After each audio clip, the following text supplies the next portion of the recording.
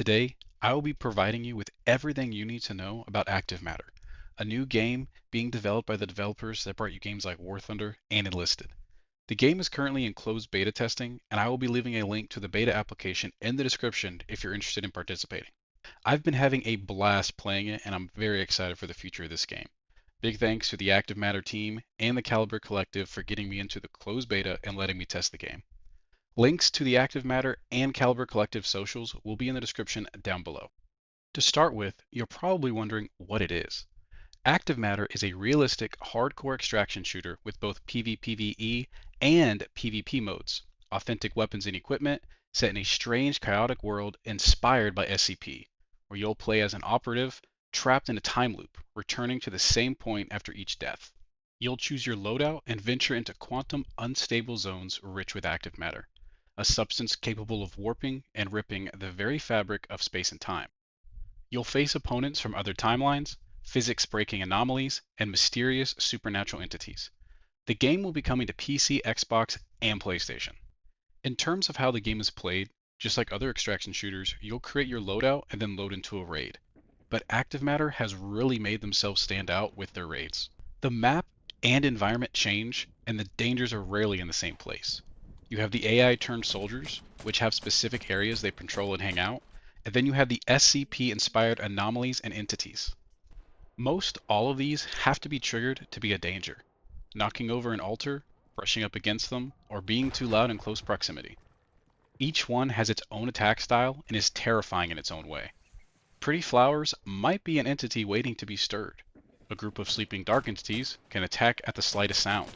Stepping on a gravity anomaly will throw you high and far. And you could be being hunted by a distorted and not know it until they show themselves and attack. The SCP anomalies and entities make for a fun and intense game, and makes you think before you act. You do not want to be fighting players and entities at the same time. With that being said, you can use the anomalies and entities to your advantage. You can trigger them when a team is pushing you, or if you're trying to heal, you can run and you can trigger a gravity anomaly when the enemy gets close enough, throwing them away, giving you time to escape and heal. That brings us into the next item, the PvP. The PvP in this game is very rewarding and feels good. Based on the PvP interactions I've had, it looks like most maps have 4 teams of 3 players and 3 to 4 proxies. Whether you die to AI, the environment, or another player, you are able to be revived and revive your teammates via their mind vault, where their consciousness is stored. You do this via active matter. The first revive only costs 5 and it goes up from there. You can also hack enemy players' mind vaults, taking away their active matter and making it to where they cannot be revived. But doing this will mark a red circle on the map, making you a target for other players. Another thing that Active Matter thought of and went ahead and put to the game is that you can change the tape color on your operator to quite a few variations, making you easily identifiable to the rest of your team. Most of the time. Thanks, show. When selecting your map, all of them will offer you more than one way to play it out. There are 3 different versions of raids currently. Normal raids as your operator, raids as a proxy, and proxy only. Proxies are player-controlled turn soldiers. You select to load in as one of them from the raid menu. You'll be given a preset loadout and will load into either a fresh raid or one that had started 5 to 10 minutes ago. As a proxy, you can loot, fight entities and other turn soldiers, and fight players. In order to extract as a proxy, you will need to collect 5 to 10 active matter depending on the map and take it to the extraction point marked on your map. When playing as a proxy, you can find these distorted black portal things on the map. Touching it will transform you into an SCP entity.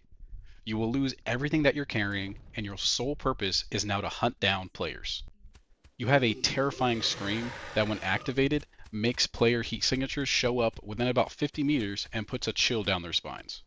The proxy only raids are sort of like a mini battle royale. When you load in, you have a preset class and will only face anomalies, entities, and other player proxies. Every 2.5 minutes, the area of play gets smaller, forcing you into the center of the map. Eventually, an extract will appear in the center of the map. The first player to get to it and use it will extract, and everyone remaining will die. In the closed beta, there are currently 11 maps, and more on the way according to the devs.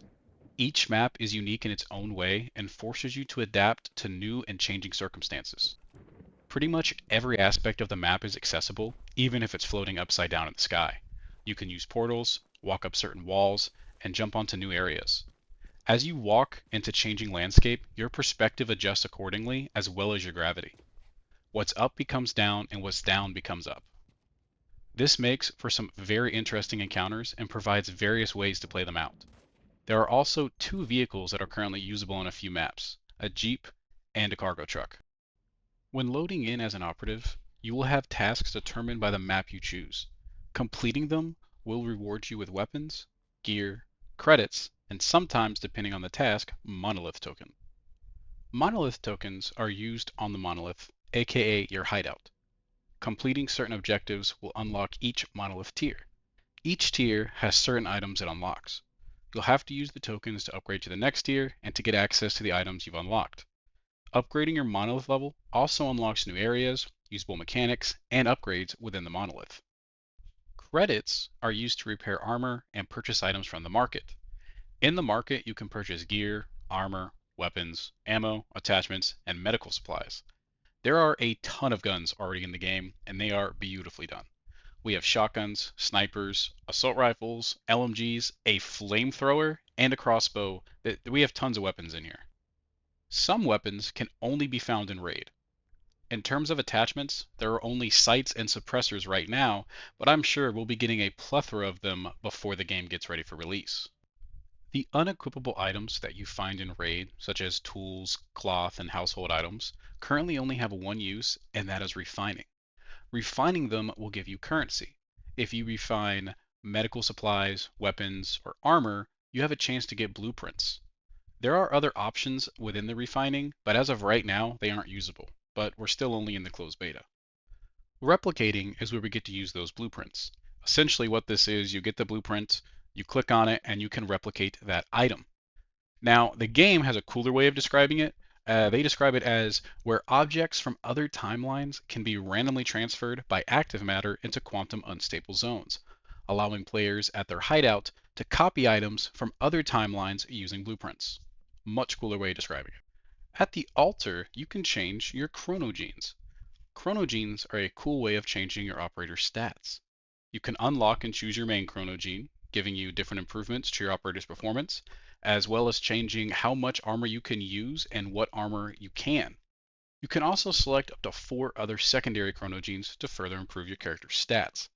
These can be weapon handling, running speed, how long you can run, how much you can carry, how high you can jump, and all kinds of other stuff. Overall, I have been thoroughly impressed with what we've been given so far. The quality of life features they've added, such as when putting your loadout together, are pretty great. You can right-click on an empty gear, armor, or weapon attachment slot while customizing your character and do quick buy. This will show you everything you have unlocked that you can purchase for that slot.